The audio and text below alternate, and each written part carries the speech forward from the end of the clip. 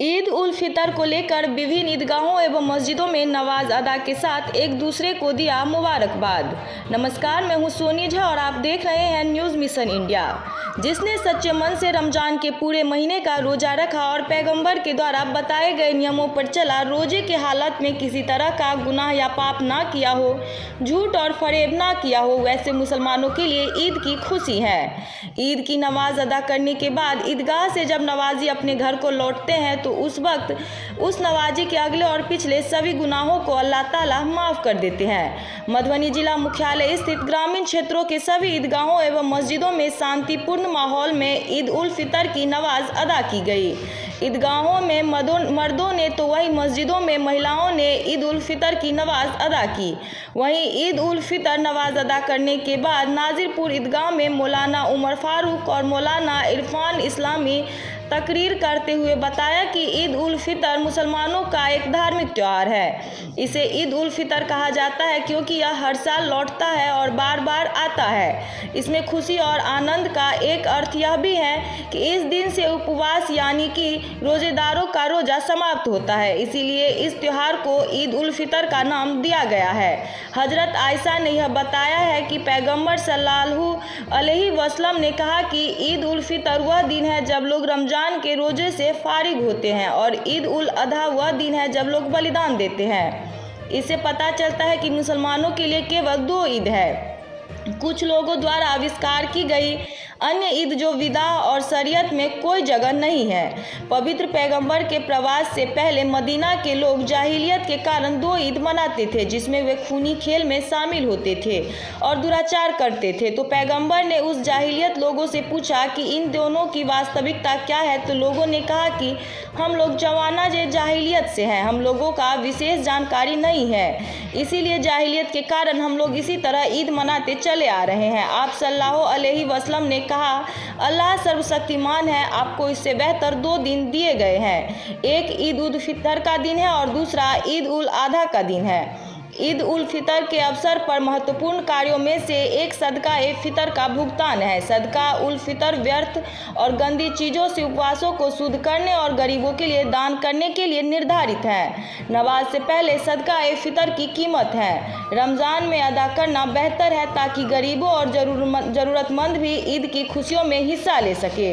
यह हर मुसलमान मर्द और औरत का फ़र्ज है। चांद रात में ईद उल फितर की तैयारी।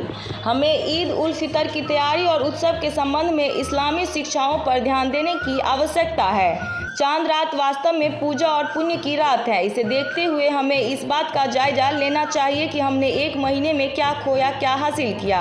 रमज़ान की दुआओं से हमने खुद को और अपने परिवार को नरक से बचाने की कोशिश की या नहीं, अल्लाह हमें माफ़ किया या नहीं। इसीलिए हमें रात अपने कर्मों की समीक्षा करनी चाहिए और क्षमा और दुआओं के विशेष व्यवस्था करनी चाहिए, या कम से कम ऐसे कार्य न करें जो सर्वशक्तिमान अल्लाह के क्रोध को आमंत्रित करते हैं। लेकिन इस स्थिति इसके विपरीत है। बाज़ारों में देखने को मिलता है लड़का लड़कियां, औरत मर्दों एक हाथ में हाथ जोड़े मार्केट में सामान खरीदने को निकलते हैं। सर पर दुपट्टा नहीं, कंधे में गंदे जोड़े चलते हैं। यह जायज़ नहीं है, जबकि परंपराओं में कहा जाता है तुम में से किसी के सर में लोहे की सुई चुभोई जाए, यह इस बात से बेहतर है कि उसका जिस्म किसी ऐसी औरत से छू जाए जो उसके लिए हलाल नहीं है। हमारे पैगंबर ने बताया, ईद रमज़ान के माध्यम से 1 महीने के प्रशिक्षण के बाद प्रशिक्षण को मापने का एक साधन है। हम इस अवसर पर क्या करते हैं, रवैया अपनाएंगे। खुशी जिसे शैतान पसंद करते हैं या जिसे अल्लाह और उसके रसूल ने सिखाया है, और हम अपने आप का पालन करेंगे या अपने शरीयतों के नियमों का पालन करेंगे। इस समय माता पिता विशेष रूप से माताओं का पर प्रशिक्षण किया जा रहा है कि वे अपने बच्चों को ईद के लिए तैयार करने में क्या ध्यान रखा है। अपने कपड़ों और गहनों में फालतू और प्रदर्शन का उपयोग ना कर रहे हैं जो सर्वशक्तिमान अल्लाह को नापसंद है, और जो अपने कपड़ों गहनों में फालतू का प्रदर्शन किया है वह शैतानी कर्म कहलाते हैं। जो बुद्धि और विवेक से अपने हृदयों को प्रसन्न करते हैं वह उसका अधिकार है। ये दुष्टात्माओं के भाई हैं। जो लोग फिजूल खर्ची करते हैं वे शैतान के भाई हैं, और शैतान हमेशा अपने रब के प्रति कृतज्ञ रहता है। इसीलिए अगर अल्लाह ताला ने तुमको दौलत दी है तो इतना मत दिखाओ कि गरीबों का जिंदा रहना मुश्किल हो जाए। कहा गया है कि किसी गरीब के घर के सामने मांस की हड्डी या फलों के छिलके नहीं फेंकना चाहिए, ताकि उसके बच्चे भी उसे देखकर भीख मांगने लगे और बेबस दुख के आंसुओं से जलते रहे। ईद उल फितर निमंत्रण। संपत्ति के मालिक को ईद के मौके पर गरीबों का विशेष ध्यान रखना चाहिए, ताकि वे और उसके बच्चे इस खुशी में शामिल हो सके। उन्हें यह नहीं भूलना चाहिए कि आज मुसलमानों में गरीबों की संख्या अधिक है। इसका यह कारण यह है कि बहुसंख्यकों ने जातक देना बंद कर दिया है, जिससे अल्लाह सर्वशक्तिमान ने गरीबों के लिए ठहराया है। ईद परंपराएं। गुस्ल, जितना हो सके नए कपड़े पहनना, इत्र लगाना, खजूर खाना, पैदल ही ईदगाह जाना और एक तरफ चलना और दूसरे रास्ते से वापस आना, यह हर कदम पर पुरस्कृत है। सल्लल्लाहु अलैहि वसल्लम ईद की नमाज के लिए पैदल जाते थे और इसके अलावा अन्य तरीकों से लौटते। धर्मोपदेश सुनना।